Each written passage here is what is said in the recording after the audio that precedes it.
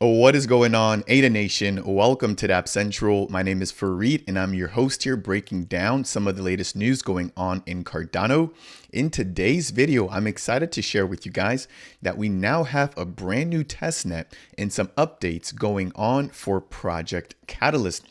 Now, for anybody who doesn't know what Project Catalyst is, it's basically a method of dispersing some of the Cardano treasury funds to some of the builders that the community votes for on the network. Now, we're currently in funding round number 10, where we have more than 50 million ADA being given away to some of the builders here on the network, or right at around $14 million US, given the current price of Cardano.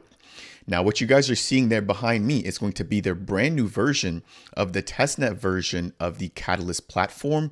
Again, they're going to be trying to innovate and improve from Idea Scale.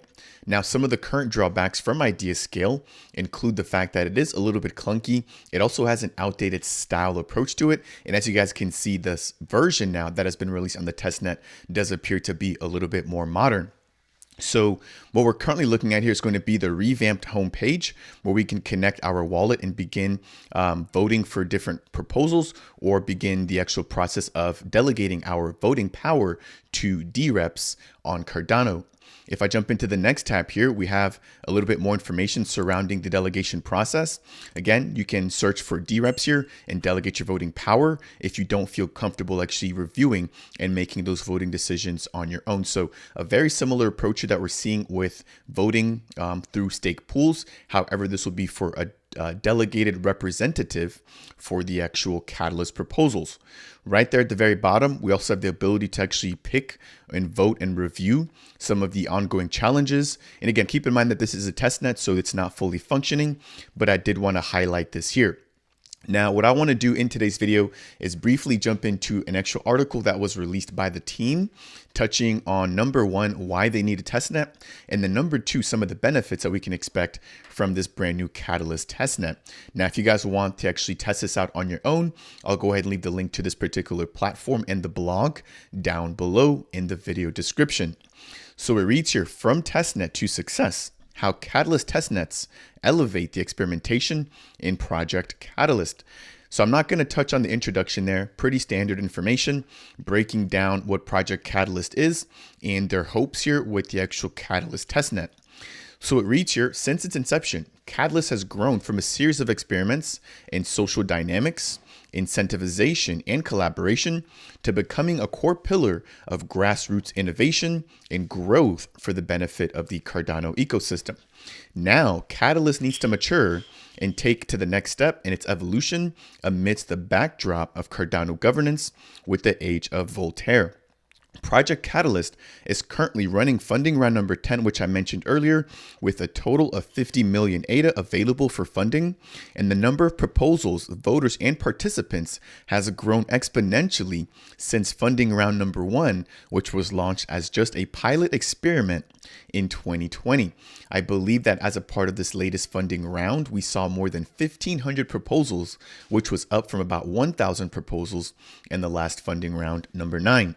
Scrolling down just a little bit in the article, it states here, however, amongst the highest priorities is acknowledging that the community needs the facility and tools to continue experimenting with new features without the potential to disrupt a live Catalyst funding round that implements untested or unproven features. I completely agree with this here. You know, coming from a Web 2 development background, you never want to push updates live to the production environment. You always want to make sure to test those in the development environment first. If they look good being tested by a closed or internal group, you can then promote those to a test environment, which more closely replicates the production environment, but then that is also able to go out to a broader group of people to test before actually implementing and fixing any last change bugs and then deploying over into the production environment. So I agree with their process there and with their logic that it does not make sense to implement some of these changes ongoing in the actual funding round number 10. That could cause a lot of issues. Scrolling down a little bit, It states here that in response to that, their solution is going to be to enhance stability, capabilities, and performance with a simultaneous operation of multiple testnet instances of Project Catalyst along with the mainnet. So not only are we going to get the live version, which is currently available right now on Idea Scale, we're now also going to have a testnet version that allows for the community to test changes out before they're implemented on the mainnet. Now, 2 of these deployments use the Cardano pre-prod testnet as their source for registration of data. Now, the Catalyst testnet operates the latest code base and may only sometimes be functional due to the experimental nature of the systems that it's currently running. Together, we call these our Catalyst testnets, and these operate concurrently with the production Catalyst deployment system, which interfaces with the Cardano mainnet as its source for registration data. So I think in an ideal world, what we'll be able to see is a one-to-one reflection of the data on the Catalyst mainnet reflected on the Catalyst testnet. However, right now, because they are in the early stages, they may not have that fully ready for launch. Now, if I scroll down, they provide the link to the actual testnet, which I showed you guys there earlier in the video. We'll jump back in there in just a minute. But it reads, the first iteration will run alongside funding round number 10, which is currently live with a ratio timeline of 1-to-1. So whenever we're going to be voting on the actual real funding round, we can expect voting on the testnet. And whenever we're expecting for proposals to be submitted, etc., we can also expect those things to be taking place on the testnet at the same exact time. Future updates will bring enhanced accelerated funding cycles that enable developers to test accelerated funding rounds instead of voting events, which take 4 months. They can then actually compress that for about a cycle of 2 weeks. Again, I think that makes sense. You don't actually want to follow everything 1-to-1, especially if things will take 4 months before you're able to get any feedback or turnaround. So that is one of the benefits there already being showcased by leveraging a testnet, is that you can tweak some of the parameters that are applied to the mainnet for faster execution and for faster iteration and for faster feedback. Now, if I scroll down, they list some of their advantages, right? Which basically include that features only get moved to production after the community has had some reasonable time to review and test them. That I think is going to be one of the biggest pieces of benefits here. Again, you don't want to launch anything that has to get reverted or pushed back or removed. You always want to make sure that everybody has had the fair time to test, agree before you implement any updates to the mainnet. Now, this also will ensure that the production environment is stable because, again, if there's any issues, those can be caught in earlier environments. Now, in addition to that, the pre-production environment also allows numerous public dry runs or test runs of all funds so the community can have confidence in the next production funds software. Again, this is the 10th time that they've had Project Catalyst. I don't think it's their first time running into issues or thinking about how to improve it. I think this is one of the easiest ways to do that. And it gives the community a lot more confidence in investing and participating in future rounds if they have full confidence that all of the updates coming as a part of that next round have been tested and reviewed and confirmed on the testnet. Now, it also mentions here that new and experienced users can test all Project Catalyst features safely and openly. And then system integrators and wallet providers have known and reliable test targets to develop against. Again, I think in an ideal world, we would like to have the voting all be done in a single environment. And if they're able to integrate the ability for people to connect their wallets and vote directly on the Project Catalyst site, that will definitely smooth out and simplify the user experience. If I scroll down, there's some additional benefits here, which include the boost to live funding efficiency, running accelerated funding timelines, testing novel ideas, and more opportunities to participate, and a much more fun way to participate knowing that this is just being done on the testnet. So let's jump back over here into the official website. If I jump back onto the homepage, at the top right-hand side there, we can connect our wallet. If I click on that option, it currently allows for me to connect my Eternal wallet or my NuFi wallet, again, both on the pre-prod testnet. And there's also a banner there at the very top letting me know that there's not actually going to be any live votes being submitted here on the pre-prod version or on the testnet version. Right below that, I have some information there surrounding Project Catalyst voting and some of their quick access links to other resources dealing with Project Catalyst. If I jump into the second tab here, this is going to be surrounding the delegations.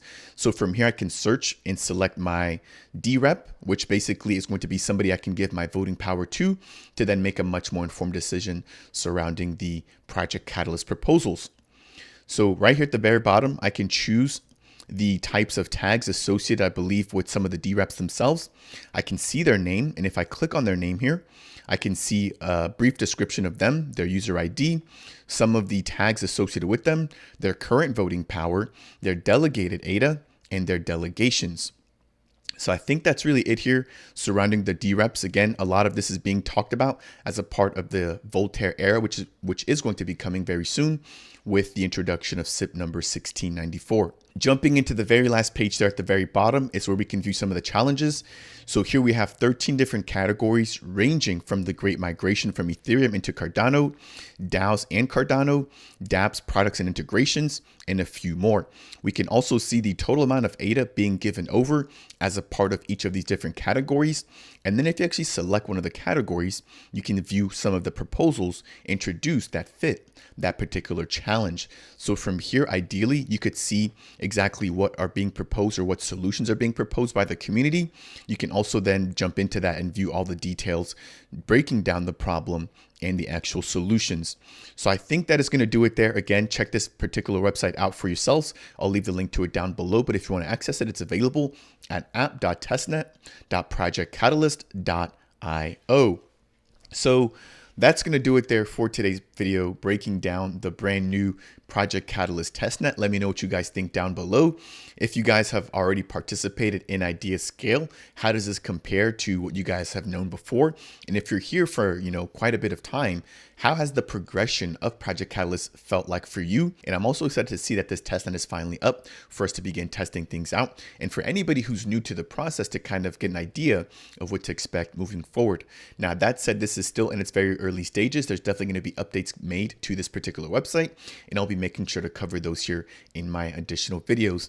If you found this video to be helpful, I would appreciate you if you could tap that like button. If you found anything to be useful and you want more content like this, consider subscribing to the dApp Central YouTube channel, breaking down the latest news and updates going on in Cardano. And if you have any questions for me surrounding anything that I touched on here as a part of Project Catalyst or Cardano in general, then make sure to go ahead and leave a comment down below. That said, and as always, I will see you guys in the next video.